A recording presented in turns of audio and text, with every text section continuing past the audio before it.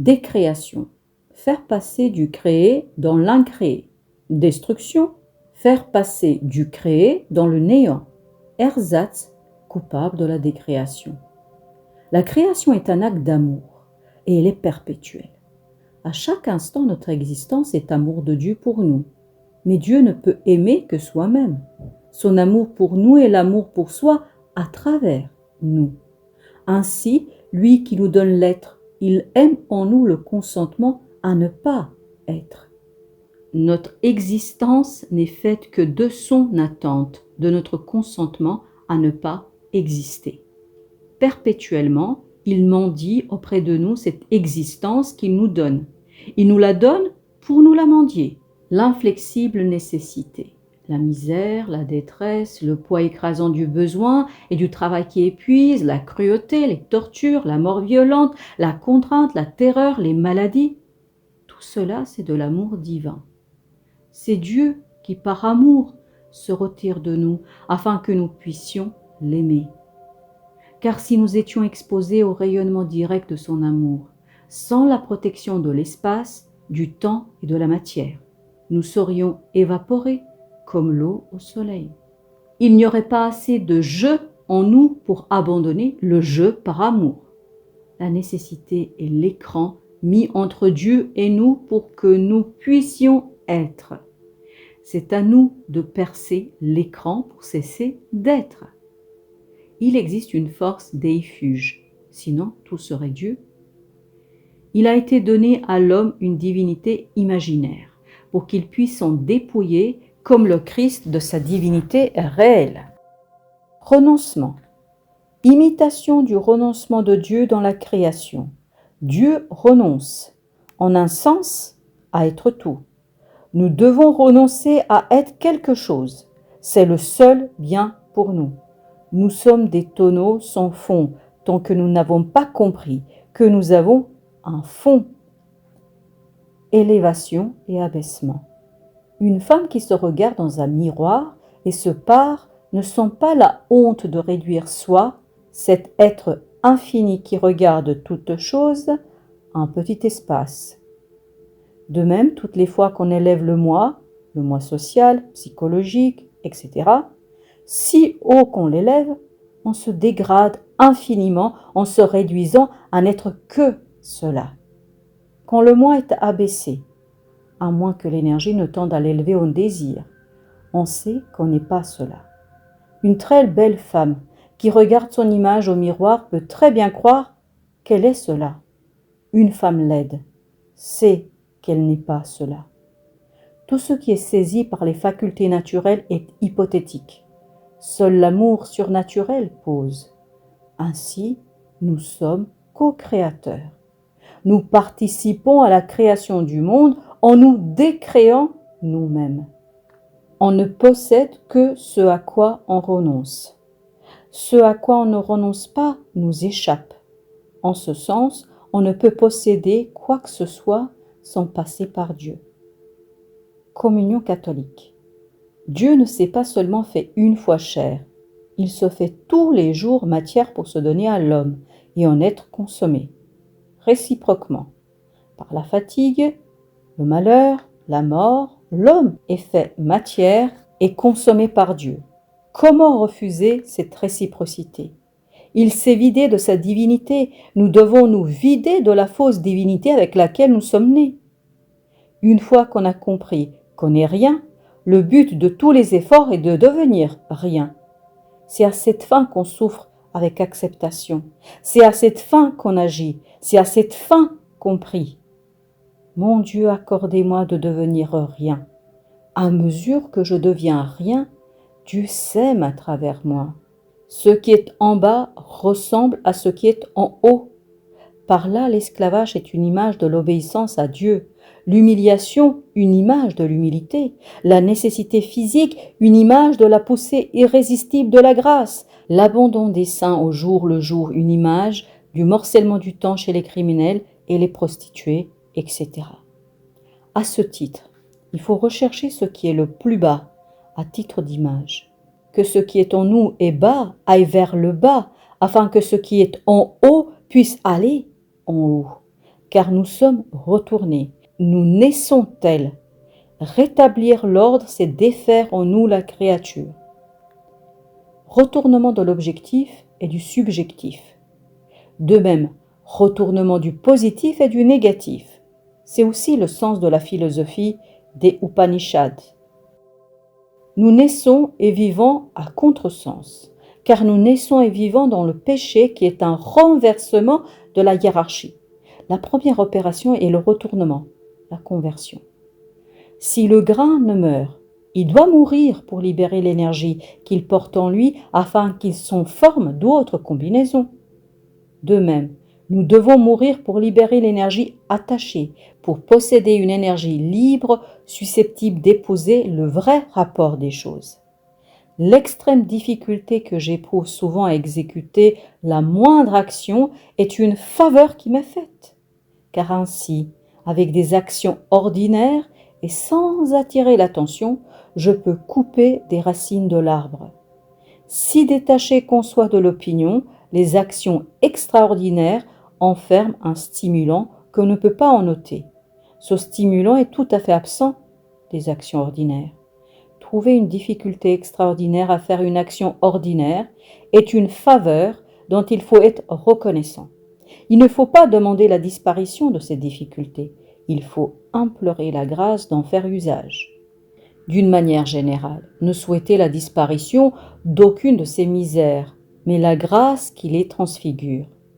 Les souffrances physiques et les privations sont souvent pour les hommes courageux une épreuve d'endurance et de force d'âme, mais il en est un meilleur usage.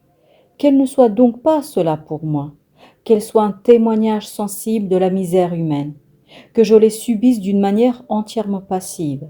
Quoi qu'il arrive, comment pourrais-je jamais trouver le malheur trop grand, puisque la morsure du malheur et l'abaissement auquel il condamne permettent la connaissance de la misère humaine, connaissance qui est la porte de toute sagesse. Mais le plaisir, le bonheur, la prospérité, si on sait y reconnaître ce qui vient du dehors, du hasard, des circonstances, témoignent aussi de la misère humaine. En faire aussi cet usage, et même la grâce en tant que phénomène sensible. Être rien pour être à sa vraie place dans le tout.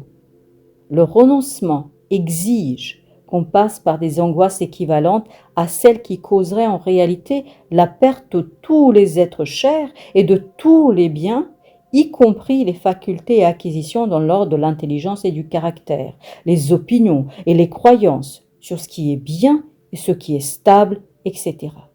Et tout cela, il ne faut pas se l'ôter soi-même, mais le perdre, comme Job. Mais l'énergie ainsi coupée de son objet ne doit pas être gaspillée en oscillations dégradées. L'angoisse doit donc être plus grande encore que dans le malheur réel. Elle ne doit pas être morcelée au long du temps ni dirigée vers une espérance. Quand la passion de l'amour va jusqu'à l'énergie végétative, alors on a des cas qu'on phèdre. Et je sens là-dedans qu'il faudra que je crève. Hippolyte est vraiment plus nécessaire à la vie de Phèdre au sens le plus littéral que la nourriture. Pour que l'amour de Dieu pénètre aussi bas, il faut que la nature ait subi la dernière violence. Job croit. L'amour de Phèdre est impur, un amour qui descendrait aussi bas et qui serait pur, devenir rien, jusqu'au niveau végétatif. C'est alors que Dieu devient du pain.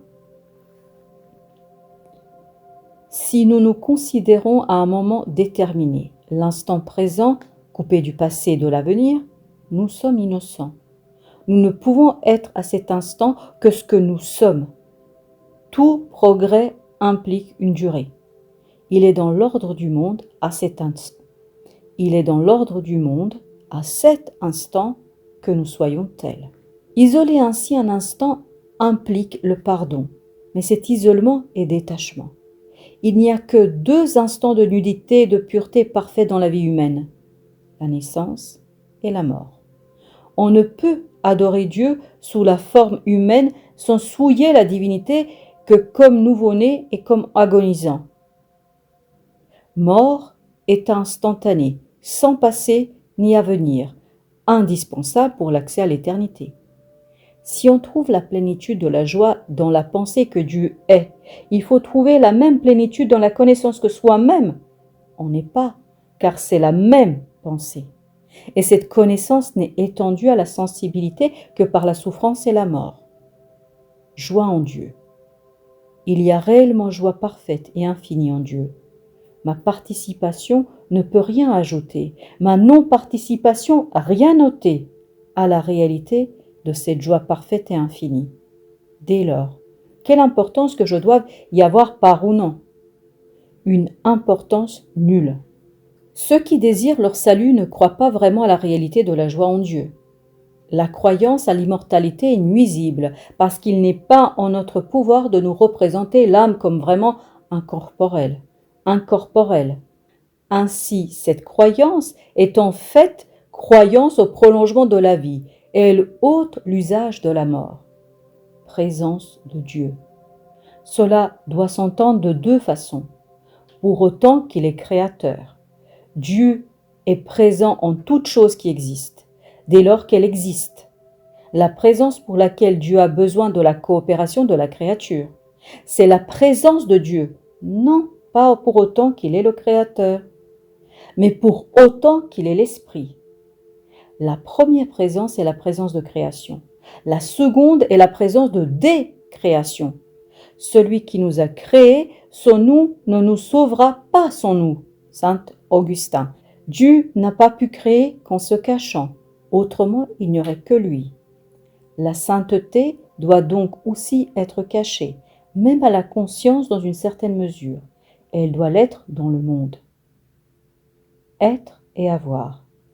L'homme n'a pas d'être, il n'a que de l'avoir. L'être de l'homme est situé derrière le rideau du côté du surnaturel. Ce qu'il peut connaître de lui-même, c'est seulement ce qui lui est prêté par les circonstances. Je est caché pour moi et pour autrui. Il est du côté de Dieu. Il est en Dieu. Il est Dieu. Être orgueilleux, c'est oublier qu'on est Dieu. Le rideau, c'est la misère humaine. Il y avait un rideau même pour le Christ. Job s'attend à Dieu. T'aime-t-il gratuitement? Il s'agit du niveau de l'amour. L'amour est-il situé au niveau des brebis, des champs de blé, des nombreux enfants? Ou plus loin, dans la troisième dimension, derrière? Si profond que soit cet amour, il y a un moment de rupture où il succombe et c'est le moment qui transforme, qui arrache du fini vers l'infini, qui rend transcendant dans l'âme l'amour de l'âme pour Dieu. C'est la mort de l'âme. Malheur à celui pour qui la mort du corps précède celle de l'âme. L'âme qui n'est pas pleine d'amour meurt d'une mauvaise mort. Pourquoi faut-il qu'une telle mort tombe indistinctement? Il le faut bien, il faut que tout tombe indistinctement. L'apparence colle à l'être et seule la douleur peut les arracher l'un de l'autre. Quiconque a l'être ne peut avoir l'apparence. L'apparence enchaîne l'être. Le cours du temps arrache le paraître de l'être et l'être du paraître par violence. Le temps manifeste qu'il n'est pas l'éternité.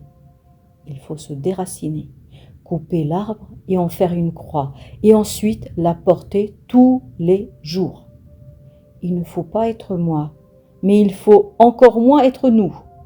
La cité donne le sentiment d'être chez soi. Prendre le sentiment d'être chez soi dans l'exil.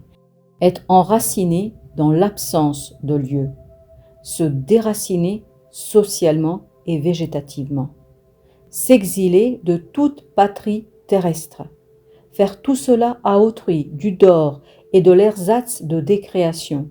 C'est produire de l'irréel. Mais en se déracinant, on cherche plus de réel.